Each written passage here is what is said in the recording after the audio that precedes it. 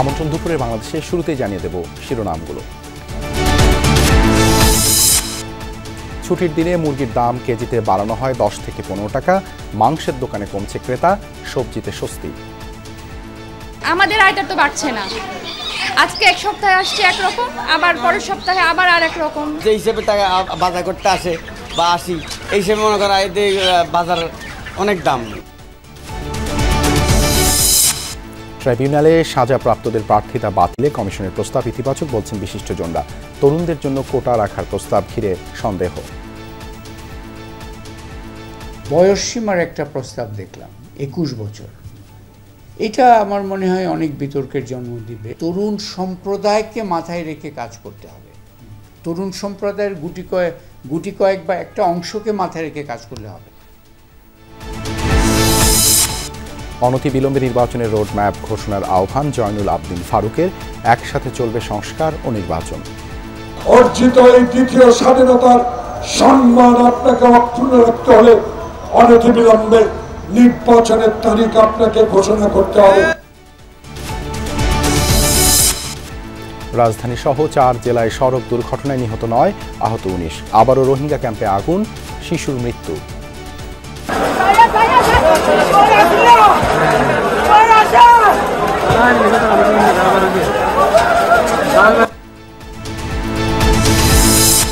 হামলা ভাঙচুরের আতঙ্কে চট্টগ্রামের শিপিং ব্যবসায়ীরা। ভেন্ডরের জন্য রাজনৈতিক নেতাদের চাপ, নিরাপত্তা চেয়ে পুলিশে চিঠি। ব্যবসা যদি আমরা টিকিয়ে রাখতে হলে আমাদেরকে করতে হবে নিয়মের মতো যেতে হবে। এখানে কোনোভাবে জোর জবরদস্তি করে আসলে কখনো কোনো কিছু করা যায়ও না, করা উচিত না।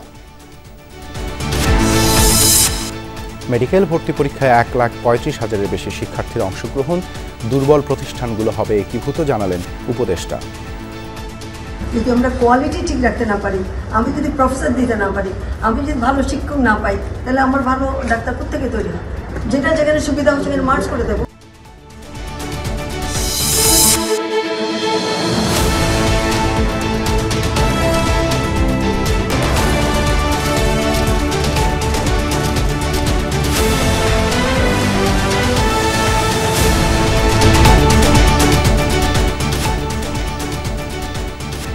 দেখছিলেন শিরোনামগুলো। এছাড়াও দেশ বিদেশে আরও খবর নিয়ে দুপুরের বাংলাদেশে আপনাদের সাথে আছি আমি দেবাশিস রঞ্জন সরকার। ছুটির দিন এলেই দাম বাড়ে মুরগির। গরু ও খাসির মাংসও উঠে না নিম্ন ও মধ্যবিত্তের পাতে। শুক্রবার একটু ভালো রান্নার জন্য যারা কিনছেন সেই পরিমাণও অল্প। ব্যবসায়ীদের অভিযোগ, চাহিদা অনুযায়ী মিলছে না মুরগি। বৃহস্পতিবার রাত থেকেই বাড়িয়ে দেওয়া হয় দাম। সব নিয়ন্ত্রণ হয় মূলত কাপ্তান বাজার থেকে। তার উপর অনুষ্ঠানের চাহিদা বাড়ায় মুরগি সরবরাহ করে সামাল দেওয়া যাচ্ছে না। ফলাফল, ব্রয়লারের কেজি 200 টাকা, মানভেদে সোনালি মিলছে 3 থেকে 350 টাকায়। এদিকে গরুর মাংসের দোকানে বেচা কেনা নেই বললেই চলে। আগস্টের পর দাম কমলেও সম্প্রতি কেজি 750 টাকা। 1 কেজি খাসির মাংস কিনতে 1100 টাকা লাগবে। ব্যবসায়ীরা জানালেন প্রতিটি গরুর দাম 10,000 টাকার মতো বেড়েছে। সেই ধাক্কাই খুচরা পর্যায়ে লেগেছে। বাজার করতে আসে বা আসি, এই হিসেবে মনে করা বাজার অনেক দাম, অর্ধেক মশলা নেওয়া যায় না। বড় হইতে 1 কেজি বা 1.5 কেজি হইতে খরচ আছে। খরচ পরে এটা পাড়ি কিনে আনে, ওখান থেকে আবার খরচ আছে। এবার আমরা কিনে এলো, এখান থেকে আবার খরচ আছে। ওই হিসাবে মনে করেন 180-200 টাকা পড়ে যায়। কাস্টমারের কাছে 100 টাকাও গরু এখনো বেচিনি। বেলা বাজে 10টা, এই শুক্রবার দিন, অথচ একটা গরু বেচার কথা। সরবরাহ পর্যাপ্ত, কিন্তু ক্রেতার খরায় মাছ বাজার। বিক্রেতারা বলছেন জানুয়ারি মাসে স্কুল ভর্তির বিশাল অঙ্কের খরচ গুনতে হয় অনেক অভিভাবককে, তাই খাবারের বাজেটে কাটছাঁট আনেন তারা, যার প্রভাব পড়ে বাজারে। এদিকে স্বস্তিতে সবজি ক্রেতারা। বেশিরভাগ পণ্যের দাম 40 টাকার মধ্যেই ওঠানামা করছে। ভরা মৌসুমে নদ নদীর মাছের সরবরাহ বেড়েছে, এর প্রভাব পড়েছে দামেও। সপ্তাহের ব্যবধানে বেশিরভাগ মাছের দাম কিছুটা কমেছে, যদিও ইলিশ আর চিংড়ির বাজার বেশ চড়া। 1 কেজি আকারের ইলিশের জন্য গুনতে হবে 2,500 টাকার বেশি। মানভেদে চিংড়ির জন্য দিতে হবে 800 থেকে 1,500 টাকা পর্যন্ত। তবে অন্যান্য মাছের দাম কমলেও বেচা কেনায় গতি ফেরেনি। চিংড়ি মাছ 1500-1600 টাকা কেজি যাচ্ছে চিংড়ি মাছ। দাম চড়া না। জিয়ানো মাছ দেশি, সেই মাছগুলোর দাম এখনো কমে নাই। আর বাকি চাষের মাছগুলো ঠিক আছে। জানুয়ারি মাস তো পোলাপান স্কুলে ভর্তি টর্তি করা হয়েছে, একটু টাকা পয়সা মানুষের সমস্যা, এই জন্য অনেকটা কাস্টমার কম আসে। আবার এই মাস গেলে আবার কিছু কাস্টমার বাড়বো। যেই মাসটা কম ওই মাসটার দাম বাড়তি, আর যেটার আমদানি আছে ওইটার দাম বাড়ে না। কিছু কিছু যেমন ইলিশ মাছের দামটা একটু আগের সাথে বাড়তি, 2200 টাকা কেজি। স্বস্তিতে আছেন সবজির ক্রেতারা। শীতের সাথে পাল্লা দিয়ে বেড়েছে যোগান। 30 থেকে 40 টাকা কেজি নিচে মিলছে বেশিরভাগ সবজি। সিম পাইতেছি 40 টাকা, তারপর টমেটো 50 টাকা 60 টাকা, যে টমেটো 200 টাকার উপরে ছিল। তারপরে এখন সব দাম বেগুন মতো 60 টাকা পড়ছে। সবজির বাজারটা একটা নিয়ন্ত্রণের মধ্যে আছে আর কি, যে টাকা নিয়ে আসা হয় তাতে বাজার করে যা যাচ্ছে, কিন্তু কিছুদিন আগে খুব বিপর্যয়ের মধ্যে বাজার করতে হয়েছে। গত শীতের থেকে এই শীতে দাম অনেকই কম, আর আমদানিও অনেক বেশি, কিন্তু ক্রেতার সঙ্গে একটু কম। তবে 1 কেজি করলার জন্য গুনতে হচ্ছে 100 টাকা। ঢেঁড়স মটরশুঁটির দাম শতকের ঘর পার করেছে। মাসুদুজ্জামান রবিন, যমুনা নিউজ, ঢাকা। প্রধানমন্ত্রী ক্ষমতায় ভারসাম্য আনা দ্বিকক্ষ বিশিষ্ট সংসদ গঠন, ট্রাইব্যুনালে সাজাপ্রাপ্তদের প্রার্থিতা এবং দলীয় পদ বাতিলে কমিশনের প্রস্তাবকে ইতিবাচক মনে করেন বিশিষ্টজনরা। তবে সরকারের মেয়াদ 4 বছর করার প্রস্তাবে আছে মিশ্র প্রতিক্রিয়া। প্রশ্ন আছে নির্বাচনে প্রতিটি দলে তরুণদের প্রার্থিতার জন্য 10 ভাগ কোটা এবং বয়স 21 করার প্রস্তাব নিয়েও কাউকে বিশেষ সুবিধা দিতেই এই প্রস্তাব বলে সন্দিহান বিশিষ্টজনরা। আলমগীর স্বপনের রিপোর্ট। শুধু শেখ হাসিনা সরকারের পতন নয়, গণ অভ্যুত্থানের বড় লক্ষ্য ছিল রাষ্ট্র সংস্কার। এর অংশ হিসেবে সংবিধান, নির্বাচন সহ 4 সংস্কার কমিশন নতুন রাষ্ট্র নির্মাণের সুপারিশ জমা দিয়েছে প্রধান উপদেষ্টার কাছে। সুপারিশে ক্ষমতার ভারসাম্য রক্ষায় দ্বিকক্ষ বিশিষ্ট আইনসভা, প্রধানমন্ত্রীর একচ্ছত্র ক্ষমতা কমানো, নির্বাচনকালীন অন্তর্বর্তী সরকারের প্রস্তাবে সায় আছে বিশিষ্টজনদের। অবশ্য সংসদের মেয়াদ 4 বছর, একই ব্যক্তিকে দলীয় প্রধান, সংসদ নেতা ও সরকার প্রধান না করার সুপারিশে মিশ্র প্রতিক্রিয়া আছে তাদের। আমাদের মতো উন্নয়নশীল দেশে যখন সরকার গঠন করে তখন তাদের পেছনে একটা বড় তাড়না থাকে, উন্নয়নমূলক কর্মকাণ্ড দেখিয়ে যেতে হবে তাদের আমলে, তাদের মেয়াদে। তো এইটা করতে গেলে 4 বছর যথেষ্ট না। 5 বছরের বেশি যেহেতু পৃথিবীর কোনো দেশে ওইভাবে নাই, সেই হেতু মানে যেটা 5 বছর ছিল সেটা রেখে দেওয়াটাই বোধহয় উত্তম হবে। সুনির্দিষ্টভাবে দ্বিকক্ষ বলেছে, কিন্তু কিভাবে নির্বাচনগুলো হবে, ওখানে এলিজিবিলিটি ক্রাইটেরিয়া কি হবে, কারা ওখানে যাবে, পেশাজীবী গোষ্ঠী আছে, সার্বিক প্রক্রিয়া তাদেরও এক ধরনের অ্যাকোমোডেট করা হলো। প্রধানমন্ত্রী 2 মেয়াদের বেশি এখানে মানে সুপারিশ করা হয়নি। একবার 3 মেয়াদ 4 মেয়াদ যদি একজন প্রধানমন্ত্রী থাকে, শেখ হাসিনা তো একদিকে 3 মেয়াদ ছিলেন, 1 মেয়াদ 4 মেয়াদ তো তার পুরে ছিল, 5 মেয়াদ তার চলছিল। তো এই অবস্থায় আমরা যেটা দেখি যে স্বৈরতন্ত্র হওয়ার একটা বিপদ সৃষ্টি হয়। আন্তর্জাতিক অপরাধ ট্রাইব্যুনালে সাজা হলে প্রার্থিতা ও দলের পদ না রাখার সুপারিশ করেছে নির্বাচন সংস্কার কমিশন। এই প্রস্তাবকে ইতিবাচক মনে করেন বিশিষ্টজনরা। অভিযুক্ত এবং প্রমাণিত যারা দোষী তাদেরকে এই রাজনৈতিক এবং নির্বাচনী প্রক্রিয়া থেকে দূরে রাখাটা আমার মনে হয় এটা একটা সার্বজনীন গ্রহণযোগ্যতা আছে। এবং এদেরকে যদি নির্বাচনে বার করা হয় তাহলে যে খুব বেশি সমস্যা হবে বলেও আমার মনে হয় না। তবে নির্বাচনে প্রার্থিতার বয়স 21 বছর এবং মনোনয়নের ক্ষেত্রে তরুণদের জন্য 10 ভাগ কোটা রাখার সুপারিশকে সন্দেহের চোখে দেখছেন তারা। বলছেন ক্ষমতায়নের নামে কিছু তরুণকে সুবিধা দেওয়া যাবে না। সংসদের প্রার্থী হতে পারবেন তাদের বয়স সীমার একটা প্রস্তাব দেখলাম 21 বছর। এটা আমার মনে হয় অনেক বিতর্কের জন্ম দিবে। এটার উদ্দেশ্যটা কি ঠিক পরিষ্কার নয়। তরুণ সম্প্রদায়কে মাথায় রেখে কাজ করতে হবে।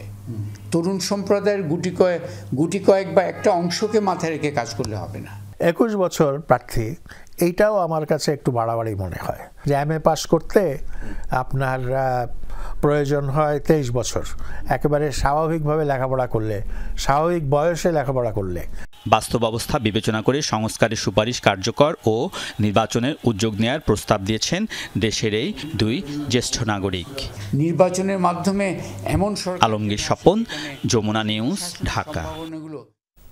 বাংলাদেশ কৃষিবিদ ইনস্টিটিউশনে জাতীয়তাবাদী ছাত্র দলের প্রতিষ্ঠাতা আহ্বায়ক ATM খালেদের 45তম শাহাদত বার্ষিকীর আলোচনা সভায় কথা বলেছেন বিএনপির সিনিয়র যুগ্ম মহাসচিব রিজভী আহমেদ। সরাসরি যাচ্ছি সেখানে। ছাত্র দলের নেতা কিন্তু বীর মুক্তিযোদ্ধা, সে ক্ষমা পায়নি, তাকে পৃথিবী থেকে সরিয়ে দিয়েছে শেখ হাসিনার পশুরা। আমি এখানে ভাবছিলাম যে কি কথা বলবো, কেমন ভাবে আমার বক্তব্য উপস্থাপন করব, কারণ যেখানেই যাই শুধু ঘুরে ফিরে হাসিনের যে মহা দুর্নীতি, একেবারে গ্যালাক্সির সমান দুর্নীতি, এটা ছাড়া আর কোনো বক্তব্যই খুঁজে পাই না। এবং দুর্নীতির যে বিভিন্ন ডাইমেনশন, দুর্নীতির যে বিভিন্ন মডেল, কোন মডেলটা ধরে কথা বলবো? তার ভাগনা ভাগ্নি, ছেলে মেয়ে, কোনটা ধরে কথা বলবো?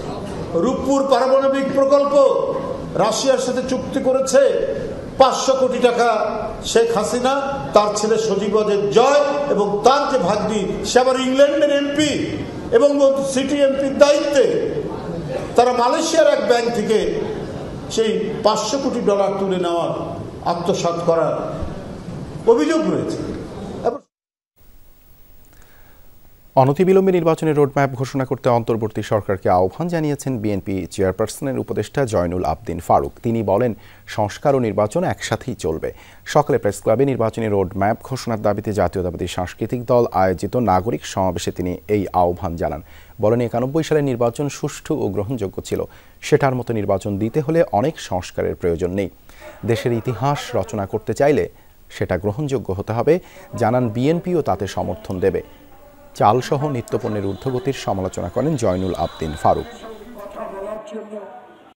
যে সংস্কার দিয়ে জনগণ 40 টাকা চাল কিনতে পারবে, সেই সংস্কার আমার দরকার। শহীদ খোকনের রক্তের বিনিময়ে অর্জিত এই দ্বিতীয় স্বাধীনতার সম্মান আপনাকে অক্ষুণ্ণ রাখতে হলে অনতিবিলম্বে নির্বাচনের তারিখ আপনাকে ঘোষণা করতে হবে। সংস্কার চলবে, নির্বাচনের দিন তারিখও চলবে। যুক্তরাজ্যের লন্ডন ক্লিনিকে বিএনপি চেয়ারপারসন খালেদা জিয়ার পরীক্ষা নিরীক্ষা চলছে। 2-1 দিনের মধ্যেই তার চিকিৎসার বিষয়ে সিদ্ধান্ত নেওয়া হবে জানিয়েছেন ব্যক্তিগত চিকিৎসক ডাক্তার AZM জাহিদ হোসেন। বৃহস্পতিবার স্থানীয় সময় বিকেলে তিনি সাংবাদিকদের জানান, খালেদা জিয়ার বয়স এবং সবকিছু বিবেচনায় রেখে চিকিৎসা দিতে সর্বোচ্চ চেষ্টা করছে ক্লিনিক কর্তৃপক্ষ। 2-1 দিনের মধ্যেই হয়তো একটা সিদ্ধান্তে যাবেন তারা। কোন প্রক্রিয়ায় তার চিকিৎসা হবে, পরবর্তীতে সেই অনুযায়ী নেওয়া হবে ব্যবস্থা। খালেদা জিয়ার চিকিৎসায় লন্ডন ক্লিনিকে 8 সদস্যের একটি মেডিকেল বোর্ড গঠন করা হয়েছে। খালেদা জিয়াকে যুক্তরাষ্ট্রে নেওয়ার সম্ভাবনা আছে কিনা জানতে চাইলে বলেন, এটা নির্ভর করছে চিকিৎসকদের ওপরেই। 2-1 দিনের মধ্যেই হয়তো একটা সিদ্ধান্ত আসা যাবে যে ওনার লাইন অফ ট্রিটমেন্টটা কী হবে, পরবর্তীতে সে অনুযায়ী ব্যবস্থা বা চিকিৎসা চলবে। কিন্তু আপনারা সবার কাছে ওনার সুস্থতার জন্য, ওনার রোগ মুক্তির জন্য আল্লাহ রাব্বুল আলামিনের কাছে, আমাদের দেশবাসীর কাছে দোয়া করার জন্য সবাইকে আমরা ওনার পরিবারের পক্ষ থেকে, ওনার পক্ষ থেকে দোয়া করার জন্য অনুরোধ করেছেন। রাজধানীতে পৃথক সড়ক দুর্ঘটনায় মোটরসাইকেল আরোহী সহ 2 জন নিহত হয়েছেন। নিহতরা হলেন মিরপুর কালশি এলাকায় পোশাক শ্রমিক সিয়াম এবং আসাদ গেট এলাকায় সিএনজি আরোহী কাপড় ব্যবসায়ী আদম আলী। এই ঘটনায় আরও 3 জন আহত হয়েছেন। দিবাগত রাত 12টা থেকে 2:30টার মধ্যে হয় দুর্ঘটনাগুলো। ঢাকা মেডিকেল কলেজ হাসপাতালের পুলিশ ক্যাম্পের ইনচার্জ মোহাম্মদ ফারুক মৃত্যুর বিষয়টি নিশ্চিত করেন। তিনি জানান, মরদেহ 2টি ময়নাতদন্তের জন্য মর্গে রাখা হয়েছে।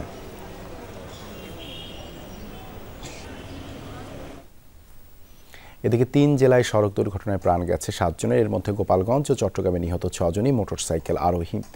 সকালে গোপালগঞ্জের ঢাকা খুলনা মহাসড়কের হিরণ্যকান্দি এলাকায় বাস চাপায় 3 মোটরসাইকেল আরোহী প্রাণ হারান। নিহতরা হলেন দীপু দাস, বিশাল নাগ ও হৃদয় মিধা। হাইওয়ে পুলিশ জানায়, পোনাকাদি থেকে খেজুরের রস খেতে হিরণ্যকান্দি যাচ্ছিলেন তারা। এ সময় ঢাকা থেকে খুলনাগামী একটি বাস তাদের চাপা দেয়। ঘটনাস্থলে প্রাণ হারান 3 জন। পরে মরদেহগুলো উদ্ধার করে পুলিশ। শুক্রবারে বন্ধ থাকার কারণে ওরা এই শুক্রবারে আর কি আবার প্ল্যান করছে যে ওরা রস খেতে যাবে, তাই রস খাওয়ার উদ্দেশ্যেই আজকে এই ডেটটা দিছিল। আজকে শুক্রবার, ওই উদ্দেশ্যে ওরা রওনা করছিল। ফোন দিছি যে ওরা 10 মিনিটের কাছে আসতেছে না কেউ। এরপরে 2খান গাড়ি নিয়ে আইছে, বলে যে দাদা ওরা অ্যাক্সিডেন্ট করছে। ওখানে ওই যে অজ্ঞাতনামা গাড়ি কেউ বলতে পারবো না কিসের সাথে ধাক্কা মারে। মোটরসাইকেলে 3 জন ছিল নাকি রস খেতে যাচ্ছিল, বাড়ি থেকে বেরোয়েছে নাকি রস খেয়ে। অজ্ঞাতনামা গাড়ি, এখন এরা কোন দিকে যাচ্ছিল তাও কেউ বলতে পারে না। চট্টগ্রামের মিরসরাইয়ে বাসের ধাক্কায় 3 মোটরসাইকেল আরোহী নিহত হয়েছেন। সুফিয়া রোড এলাকায় হয় এই দুর্ঘটনা। নিহতরা হলেন নিপু বড়ুয়া, সনি বড়ুয়া এবং মায়ানী ইউনিয়ন বিএনপির আহ্বায়ক কমিটির সদস্য রুবেল বড়ুয়া। স্থানীয়রা জানান, হোটেল থেকে নাস্তা সেরে মোটরসাইকেলে তারা বাড়ি ফিরছিলেন। সুফিয়া রোড এলাকায় পৌঁছালে দ্রুতগামী একটি বাস ধাক্কা দেয়। ঘটনাস্থলে প্রাণ হারান 3 জন। এদিকে বরিশালের বাকেরগঞ্জে বাস ট্রাকের মুখোমুখি সংঘর্ষে 1 জন নিহত হয়েছেন। আহত হয়েছেন 7 জন। কক্সবাজারের টেকনাফে রোহিঙ্গা ক্যাম্পে আগুনে পুড়ে এক শিশুর মৃত্যু হলো। পুড়েছে শতাধিক বসতঘর, দোকানপাট। বৃহস্পতিবার রাতে ২৬ নম্বর ক্যাম্পে হয় এ ঘটনা। প্রায় ১ ঘন্টার চেষ্টায় নিয়ন্ত্রণে আসে আগুন। অগ্নিকাণ্ডের কারণ সম্পর্কে এখনও নিশ্চিত নয় ফায়ার সার্ভিস। ভয়াবহ আগুনে পুড়ছে একের পর এক ঘর। মাথা গোঁজার ঠাইটুকু বাঁচাতে সবার প্রাণপণ চেষ্টা। বৃহস্পতিবার রাত 10:30টার দিকে টেকনাফের মোচনি ২৬ নম্বর রোহিঙ্গা ক্যাম্পের একটি ঘরে আগুন লাগে। মুহূর্তেই তা ছড়িয়ে পড়ে আশেপাশের স্থাপনায়। আগুন নেভাতে ক্যাম্পের বাসিন্দাদের সাথে যোগ দেন আইনশৃঙ্খলা বাহিনীর সদস্যরা। খবর পেয়ে ছুটে যায় ফায়ার সার্ভিসের 2টি ইউনিট। রাত 12:15 নাগাদ নিয়ন্ত্রণে আসে আগুন, কিন্তু পুড়ে মারা যায় 6 বছরের এক শিশু।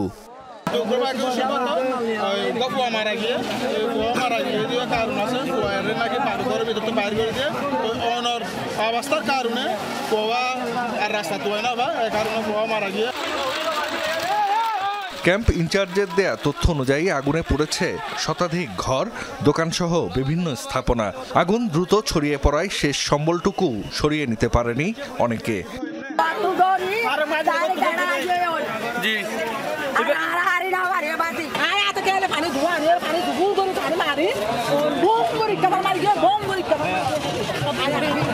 যারা ঘর হারিয়েছেন তাদের পাশের রোহিঙ্গা শিবিরগুলোর মসজিদ, মাদ্রাসা, স্কুল সহ বিভিন্ন প্রতিষ্ঠানে আশ্রয়ের জন্য নেওয়া হয়। জাহিদ হাসান, যমুনা নিউজ। হামলা, হুমকি, আতঙ্কে চট্টগ্রামের শিপিং সেক্টর। বাণিজ্যিক জাহাজে মালামাল সরবরাহের কাজ বা ভেন্ডরের চিঠির জন্য প্রতিদিন অফিসে অফিসে হানা দিচ্ছে রাজনৈতিক দলের নেতাকর্মী, পরিচয় দেয়া লোকজন। কাজ না দিলে চলে হামলা, ভাঙচুর। নিরাপত্তা চেয়ে পুলিশকে চিঠি দিয়েছে শিপিং এজেন্টস অ্যাসোসিয়েশন।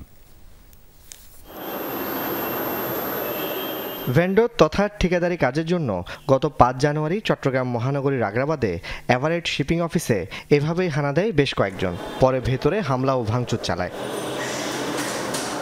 গত কয়েক মাসে প্রায় ঘটছে এমন ঘটনা। বিভিন্ন রাজনৈতিক দলের নেতাকর্মী পরিচয়ে অফিসে হানা দিচ্ছে ভেন্ডরের চিঠির জন্য।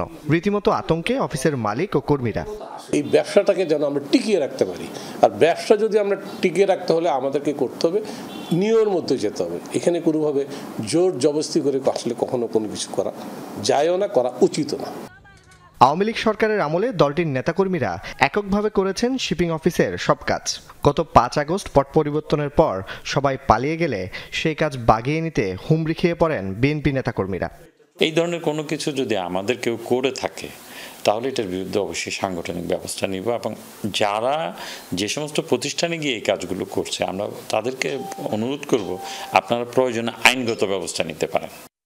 হামলা ও হুমকির ঘটনায় থানায় জিডি এবং সিএমপি কমিশনারকে চিঠি দিয়েছে শিপিং এজেন্টস অ্যাসোসিয়েশন। এই বিষয়ে আসলে আমাদের কোনো তথ্য এখন পর্যন্ত নাই, তো আপনি যেহেতু বিষয়টা বলেছেন আমরা বিষয়টা দেখব। আর তাছাড়া এই ব্যাপারে যদি কেউ কোনো সুনির্দিষ্টভাবে লিখিত অভিযোগ আমাদেরকে দায়ের করে অবশ্যই আমরা সেটা গুরুত্ব দিয়ে দেখব। মূলত চট্টগ্রাম বন্দরে আসা বাণিজ্যিক জাহাজে মালামাল সাপ্লাই করেন ভেন্ডর লাইসেন্সধারীরা। একসময় কদর না থাকলেও গত ১০-১৫ বছর ধরে এটি লোভনীয় ব্যবসা। এক একটি চিঠি বা এনওসি বিক্রি হয় ৭০,০০০ থেকে ২ লাখ টাকায়, যা দিয়ে আয় হয় ৩-৪ লাখ থেকে ১৫-২০ লাখ টাকা পর্যন্ত। জুবায়েদ ইবনে শাহাদাত, যমুনা নিউজ, চট্টগ্রাম। মাঝে মাঝে ইচ্ছে হয় শহরের যান্ত্রিকতা ফেলে এক ছুটে যদি বেরিয়ে যাওয়া যেত, যেখানে খাবারের গন্ধে মনে পড়ে যাবে শৈশব, বুক ভরে নেওয়া যাবে শ্বাস। রাজধানীর অদূরেই আছে তেমনই এক জায়গা। গ্রামীণ পরিবেশে সেখানে সত্যিই পাওয়া যায় মাটির গন্ধ। বাঙালির জিভে জল আনা সব খাবার আর গ্রামীণ পরিবেশের খাদ্য ভাণ্ডারের কথা জানাবেন সুমাইয়া ঐশী। ক্যামেরায় ছিলেন Mahfuz Mithu.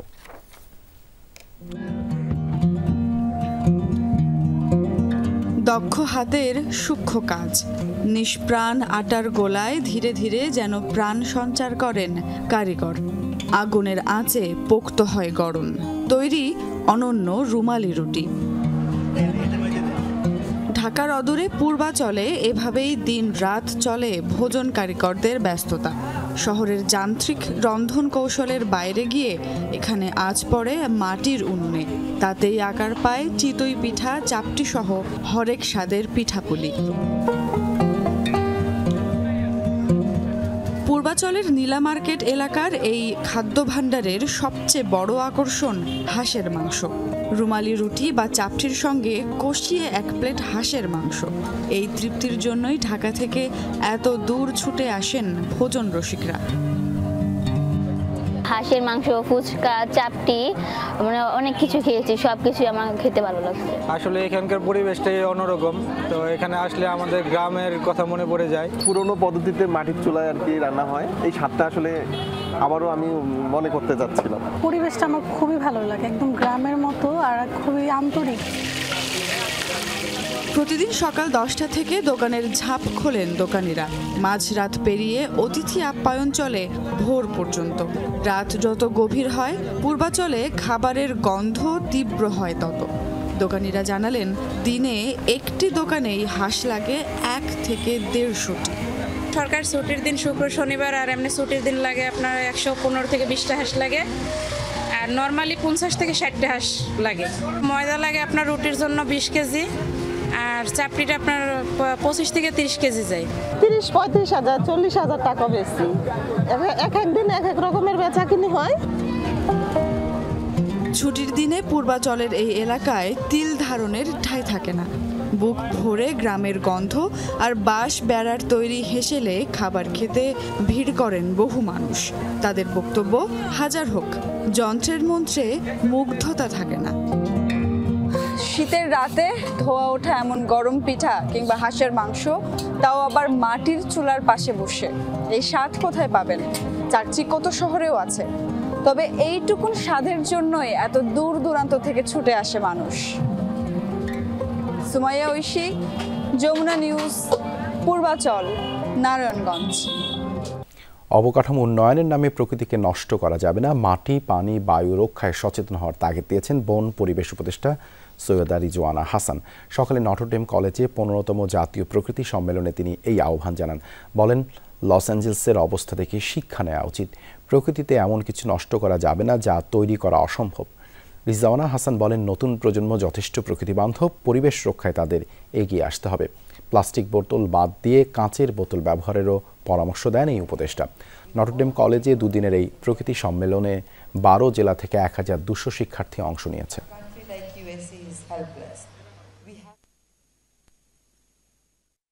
We have to protect our air, we have to protect our soil, we have to protect our water. Any development that does not protect the soil that gives us food, the water that we have to drink every day, the air that we have to breathe every second is not a development. বৈষম্য বিরোধী আন্দোলন আহত অনেকেরই শিক্ষা জীবন অনিশ্চিত হয়ে পড়েছে। তাদের ভবিষ্যৎ বিবেচনা করে আহত শিক্ষার্থীদের মধ্যে থেকে বাছাই করা 100 জনকে স্কলারশিপ প্রদান করবে সন্তান ও অভিভাবক ফোরাম। সকালে প্রেস ক্লাবে স্কলারশিপ কর্মসূচির উদ্বোধন করা হয়। যাচাই বাছাই শেষে শুরুতে 30 জনকে দেয়া হবে এই বৃত্তি। শিক্ষা জীবন সমাপ্ত না হওয়া পর্যন্ত দাতা অভিভাবকরা প্রতি মাসে 5,000 টাকা করে দিবেন। পাশাপাশি আহতদের বিনামূল্যে চিকিৎসা দেবে বাংলাদেশ ফিজিক্যাল থেরাপি অ্যাসোসিয়েশন। আয়োজকরা জানান, তাদের মূল উদ্দেশ্য শিক্ষার্থীরা যেন কারো উপর মুখাপেক্ষী না হয়ে শিক্ষা জীবন শেষ করতে পারে। উদ্যোগটিকে সাধুবাদ জানিয়ে শিক্ষার্থীরা মানবাধিকার ও সামাজিক সংগঠন এবং বিত্তবানদের এগিয়ে আসার আহ্বান জানান। তারা উদ্যোগটা ভালো নিছে এবং তারা জাস্ট 100 জনকে দিতেছে, এমন করে যদি আরও বেশি সংখ্যাটা বাড়ানো যায়। এই সরকারের আওতায় থেকেই আমরা যেন আমাদের পুনর্বাসন প্রক্রিয়া সম্পূর্ণ হতে পারে। জুলাই স্মৃতি ফাউন্ডেশনের অনুযায়ী প্রায় এসআই লিস্টে হচ্ছে হলো 255 জনের হওয়ার কথা, তার মধ্যে 217 জন প্রায় সিলেক্টেড। 217 জনের মধ্যে এখনও কোনো ব্যক্তিকে টাকা দেওয়া হচ্ছে না। যে আহতরা যারা ছিল তাদের যে পাশে যেভাবে থাকার কথা সে তুলনায় আমরা তাদের পাচ্ছি না। তুলনামূলক দুর্বল মেডিকেল কলেজের মান উন্নয়নে উন্নত মেডিকেল কলেজের সাথে একীভূতকরণের চিন্তা করছে সরকার, এমনটাই জানিয়েছেন স্বাস্থ্য উপদেষ্টা নূরজাহান বেগম। সকালে 2024-25 শিক্ষাবর্ষে এমবিবিএস ভর্তি পরীক্ষার হল পরিদর্শনকালে একথা জানান তিনি। ঢাকাসহ এবার সারা দেশে এমবিবিএস ভর্তি পরীক্ষায় প্রতিদ্বন্দ্বিতা করেছেন 1,35,261 জন শিক্ষার্থী। সকাল 10টায় ছিল এমবিবিএস ভর্তি পরীক্ষা, তবে যানজট এড়াতে প্রায় সবাই নির্ধারিত সময়ের আগেই কেন্দ্রগুলোর সামনে জড়ো হন। সরকারি বেসরকারি মেডিকেল কলেজের 2024-25 শিক্ষাবর্ষের ভর্তি পরীক্ষায় আবেদন জমা পড়ে 1,35,261টি। দেশের 110টি মেডিকেল কলেজে প্রায় 5,380 আসন, অর্থাৎ চলতি বছর প্রতি আসনের বিপরীতে লড়েছেন 25 জন। প্রত্যাশা করতেছি চান্স পাওয়ার আর কি, মা বাবার আশা। আলহামদুলিল্লাহ প্রস্তুতি খুবই ভালো, প্রত্যাশাও করতেছি বেস্টের জন্য, so hope for the best. Question অনেক স্ট্যান্ডার্ড হয়েছে, সবার হচ্ছে নাগালের বাইরে, এমন না যে নাগালের বাইরে ছিল এরকম কিছু না, মানে কোয়েশ্চেন ভালোভাবে অ্যান্সার করার মতো ছিল। গেল বছরের তুলনায় আসন প্রতি এবার পরীক্ষার্থী বেড়েছে 6 জন। তবে কলেজের সুযোগ সুবিধা বাড়ানোর পাশাপাশি শিক্ষক নিয়োগেও স্বচ্ছতা নিশ্চিত করতে হবে মনে করেন স্বাস্থ্য উপদেষ্টা। ভাগ হয়ে গেছে এবং শিক্ষকও কীরকম, শিক্ষকরা তো সেই ট্রেনিংটা থাকতে হবে, শিক্ষকরা তো সেই নলেজটা থাকতে হবে। তো সেইগুলি যদি না থাকে, আমি শিক্ষকের ক্ষেত্রেও চাই যে ভালো শিক্ষকরা ওই লাইনে থেকে তাদেরকে পড়াবে, যাতে করে পড়াশোনাগুলো তাদের ভালোভাবে হয়। কেন্দ্র পরিদর্শন শেষে উপদেষ্টা জানান, নির্বিঘ্ন এবং শান্তিপূর্ণভাবেই হয়েছে পরীক্ষা। মেডিকেল কলেজগুলোর মান উন্নয়নের পাশাপাশি বিশেষজ্ঞ ডাক্তারের সংখ্যা বাড়ানোর দিকেও গুরুত্ব আরোপ করেন তিনি। ইন্টার্ন এখন পড়ছে, তারও 5 বছর হয়ে যাবে, সেও কোনো প্রফেসরের দেখা মেলেনি। তাহলে একটা মেডিকেল কলেজ যদি মেডিসিনের প্রফেসর নাই, সে পড়াশোনা করলো, এরকম নানান সাবজেক্টের কথা আসছে। তো কাজে এগুলো নিয়ে আমাদের গভীরভাবে ভাবতে হবে। এছাড়াও সারা দেশের বিভিন্ন জায়গায় স্বতঃস্ফূর্তভাবে পরীক্ষায় অংশ নেন মেডিকেলে ভর্তি ইচ্ছুকরা। প্রশ্ন নিয়েও প্রকাশ করেন সন্তোষ। পরীক্ষা তো আলহামদুলিল্লাহ ভালোই হয়েছে, আর প্রশ্ন সহজই হয়েছে, কিন্তু সহজের মধ্যে থেকে একটু ঘুরানো পেঁচানো আর কি। সবার ইচ্ছা ছিল মেডিকেলে ভর্তি, তাই পরীক্ষা দিয়েছি। আসলে প্রিপারেশনও মোটামুটি ছিল, কিন্তু দেখা গেছে প্রশ্ন আগের তুলনায় মোটামুটি সহজ হয়েছে। রেদওয়ান আহমেদ, যমুনা নিউজ, ঢাকা। দাবানলে বিপর্যস্ত ক্যালিফোর্নিয়ায় মানুষ, সেই অসহায়ত্বের সুযোগ নিয়ে অস্বাভাবিক হারে বাড়ানো হচ্ছে হোটেল ও বাড়ি ভাড়া। আইনের তোয়াক্কা না করেই অসাধু ব্যবসায়ীদের এমন পদক্ষেপে খেপেছে রাজ্য কর্তৃপক্ষ, দিয়েছে কঠোর শাস্তির হুঁশিয়ারি। এদিকে বাতাসের তীব্রতা কমে যাওয়ায় এখন অনেকটাই কমেছে দাবানলের ভয়াবহতা। একটি দুটি নয়, ক্যালিফোর্নিয়ার লস অ্যাঞ্জেলেসের ভয়াবহ দাবানলে ধ্বংস হয়েছে 12,000 ঘরবাড়ি স্থাপনা। কাউন্টিটিতে প্রায় 2 লাখ মানুষ এখন বাস্তুচ্যুত। কয়েকদিন আগেও যারা বিলাসবহুল বাড়ির মালিক ছিলেন, তাদের এখন অনেকেই নিঃস্ব হয়ে পথে বসেছেন। লস অ্যাঞ্জেলেসের বিপুল এই অসহায় মানুষের অসহায়ত্বের সুযোগ নিচ্ছে একদল অসাধু ব্যবসায়ী। ক্যালিফোর্নিয়ায় অস্বাভাবিক হারে বেড়েছে হোটেল ও বাড়ি ভাড়া। কোথাও কোথাও ভাড়া বেড়ে দ্বিগুণ হয়েছে, বাড়ানো হচ্ছে অন্য নিত্যপণ্যের দামও। রাজ্যের আইন অনুসারে জরুরি অবস্থা জারি হলে 10% বেশি ভাড়া বাড়ানোর নিয়ম নেই। অতিরিক্ত লাভের আশায় নিয়মনীতি তোয়াক্কা না করেই ভাড়া বাড়াচ্ছেন বাড়ির মালিকরা। এমন পরিস্থিতিতে আইন অমান্যকারীদের বিরুদ্ধে কঠোর পদক্ষেপের হুঁশিয়ারি দিয়েছে রাজ্য কর্তৃপক্ষ। রাজ্য জুড়ে লোভী ব্যবসায়ী বাড়ির মালিকরা মানুষের অসহায়তার সুযোগ নিয়ে বাড়তি অর্থ উপার্জন করতে চাইছে। আপনি লুটপাটকারী কিংবা ভাড়া বৃদ্ধিকারী বাড়ি আর হোটেল মালিক যেই হন না কেন, নিশ্চিত থাকুন আপনাকে শাস্তির মুখোমুখি হতে হবে। সবাইকে বলবো, আইন মেনে চলুন। মূল্য বৃদ্ধির ইস্যুতে বিচার বিভাগ এরই মধ্যে তদন্ত শুরু করেছে। 2 সপ্তাহ তাণ্ডব চালানো দাবানলে লস অ্যাঞ্জেলেসের এটেন ও প্যালিসাইডেই পুড়েছে 40,000 একরের বেশি এলাকা। এদিকে বাতাসের তীব্রতা কমে যাওয়ায় কিছুটা স্বস্তিতে বাসিন্দারা। আবহাওয়াবিদরা বলছেন, আপাতত থামছে এই দুর্যোগ, যদিও বাস্তুচ্যুত মানুষের পুনর্বাসনে লেগে যাবে দীর্ঘ সময়। মোস্তফা মাহমুদ, যমুনা নিউজ। অনুষ্ঠিত হলো একটি পালস 10K রানিং ইভেন্ট। সকালে রাজধানীর ধানমন্ডিতে রবীন্দ্র সরোবরে দৌড়ে অংশ নেন নানা বয়সী 2,500 মানুষ। এই আয়োজনে দেহ মন সুস্থ রাখার বার্তা দেওয়া হয়। এটি একটি পালসের দ্বিতীয় উদ্যোগ, যার মিডিয়া পার্টনার ছিল যমুনা টেলিভিশন। সূর্য ওঠার তখনও বাকি অনেকক্ষণ। রবীন্দ্র সরোবরের সামনে থেকে শুরু হয় দৌড়। ভোরের কুয়াশা মারিয়ে সবার লক্ষ্য সফলভাবে দৌড় শেষ করা। অ্যাক্টিভ পালস 10K ইভেন্টে দৌড়ের ক্যাটাগরি ছিল 3টি, 10 কিলোমিটার, 5 কিলোমিটার আর খুদে বন্ধুদের জন্য 1 কিলোমিটার। শিশুদের উচ্ছ্বাস নজর কাড়ে সবচেয়ে বেশি। মা বলেছে দৌড়াইতে মেডেল পাওয়া যাবে। আমি আজকে 5 কিলো রান দিয়েছি। আমার বাবা বলছে যে তুমি করতে হবে, তুমি না জিতে তুমি আবার চেষ্টা করবে। দৌড়ালে আমাদের শরীর ভালো থাকে। বলেছে যে কতক্ষণ শুয়ে থাকো, পরে দৌড়াতে যাব। আজকে তো 1 কিলোমিটার দৌড়ালো, নর্মালি 2 কিলোমিটারও পারে মাশাআল্লাহ। প্রায় 2500 অংশগ্রহণকারীর মধ্যে উল্লেখযোগ্য ছিলেন নারী। দেখে যে কারো মনে হবে পারিবারিক এক মিলন মেলা। সুস্বাস্থ্যের জন্য দৌড়ানো জরুরি। আমার 10 মাসের বাচ্চা, আমি রাজশাহী থেকে চলে আসছি জাস্ট দৌড়ানোর জন্যই। এটা আমার জন্য ভালো একটা এক্সাইটমেন্টের ছিল।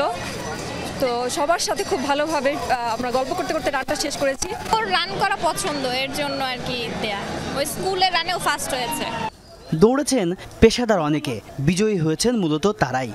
মায়ের দোয়া না ছাড়া তো এই জায়গাতে আসা নাই। সবসময় দোয়া করে দেয় যে ফার্স্ট হবো, সেকেন্ড হবো, এই মানে পডিয়ামের ভিতরে থাকবো, এটাই সবসময় বলে। আর আমি এই নিয়ে আমার 125টা প্লাস হয়ে গেছে। আমি দেশের বাইরেও ইভেন্টে অংশগ্রহণ করেছি। ব্যাপারটা চমৎকার। আমরা লাস্ট আগের ফ্রাইডে ফ্যামিলি 3 জন মিলে একসাথে দৌড়াইছি। হেলদি লাইফের জন্য কিছু না কিছু স্যাক্রিফাইস তো করতেই হবে। আমি না হয় ঘুমটাই আজকে করলাম, সবাই যদি এভাবে একটু স্যাক্রিফাইস করে তাহলে মনে হয় হেলদি থাকা যাবে। অ্যাক্টিভ পালস 10K ইভেন্টে ছিল সুস্থ থাকার বার্তা। ভবিষ্যতে বড় পরিসরে আয়োজনের পরিকল্পনা রয়েছে, এমনটাও জানান সংশ্লিষ্টরা। এই জায়গায় নতুনভাবে রুট বের করে এত বাসাবাড়ির মধ্যে দিয়ে রান করানো, এটা একটা বেশ চ্যালেঞ্জিং বিষয় ছিল। বাট আমার মনে হয় আমাদের টিম খুব ভালোভাবে এটা সাকসেসফুলি করতে পেরেছে। পরে বিজয়ীদের হাতে তুলে দেওয়া হয় পুরস্কার, শুভেচ্ছা স্মারক তুলে দেওয়া হয় ইভেন্টের স্পন্সর এবং মিডিয়া পার্টনার প্রতিষ্ঠানের প্রতিনিধিদের হাতে। তাজনুর ইসলাম, যমুনা নিউজ, ঢাকা। দুপুরে বাংলাদেশের প্রথম ঘন্টা থেকে বিদায় নিচ্ছি। পরের ঘন্টার খবর নিয়ে ফিরবেন সহকর্মী নাবিলা সোহার। সাথে থাকুন।